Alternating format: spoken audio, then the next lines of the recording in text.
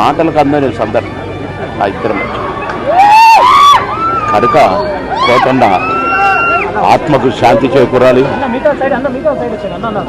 కోటన్న కుటుంబానికి ఆత్మశాంతి కలగాలి.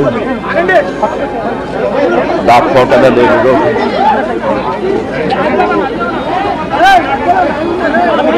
కోటన్న మనవళ్ళు ఇద్దరు అన్నకు శాంతి ఆత్మకు శాంతి కలగాలి.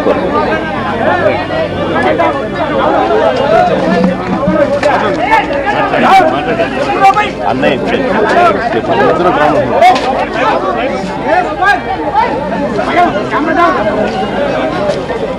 అందరికీ నా హృదయపూర్వక నమస్కారాలు. అందరికీ నా హృదయపూర్వక నమస్కారాలు.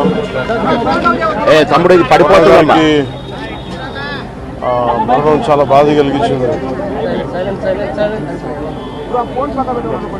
ఇప్పుడు బాబు మోహన్ గారు కానీ కోటా గారు కానీ ఇద్దరు ఇప్పుడు యాదృచ్ఛికంగా వారు కూడా ఇక్కడ ఉండటం జరిగింది.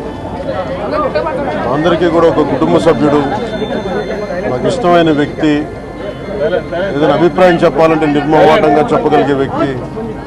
ఆయన్ని చిత్ర పరిశ్రమ కోల్పోవడం చాలా చాలా లోటు, చాలా వెలితి ఉంది. ఇది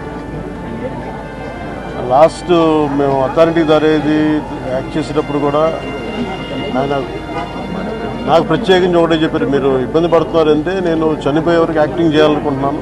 అక్కడమ్మా ఇక్కడ మొట్టమొదటి సినిమా అక్కడమ్మా ఇక్కడ అబ్బాయి నుంచి అథారిటీ దారేది వరకు నాకు ఆయనతో మంచి అనుబంధం ఉంది. ఇప్పుడు 10 మంది బాగును ఆకాంక్షించేవాళ్ళు.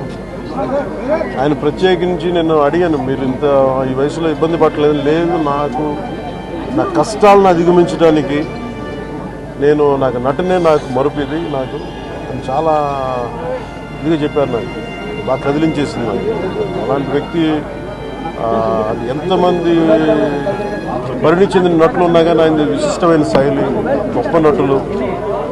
ముఖ్యంగా బాబు మోహన్ గారు, ఆయన కాంబినేషన్ మటుకు మేమందరం విపరీతంగా ఎంజాయ్ చేసేవాళ్ళం.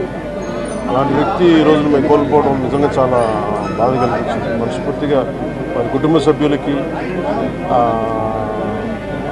మనస్ఫూర్తిగా నా సానుభూతిని తెలియజేస్తూ వారి ఆత్మకి శాంతి చేకూరాలని మనస్ఫూర్తిగా ఆకాంక్షిస్తున్నాను, మనస్ఫూర్తిగా ప్రార్థిస్తున్నాను.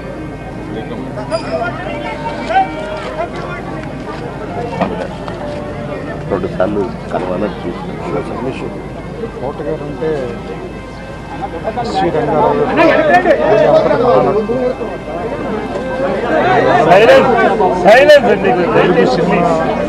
క్యారెక్టర్ నటుల్లో చరిత్ర ముగిసిపోయింది నేను భావిస్తున్నాను.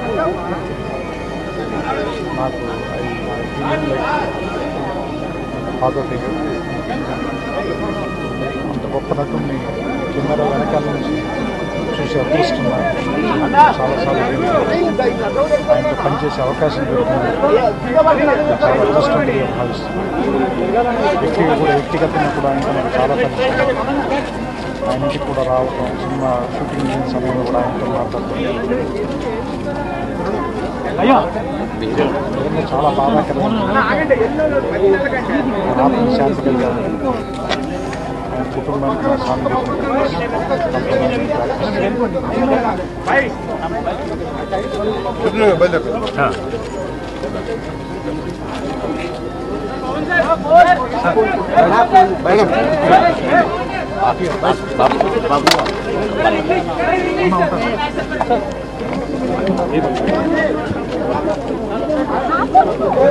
అయ్యో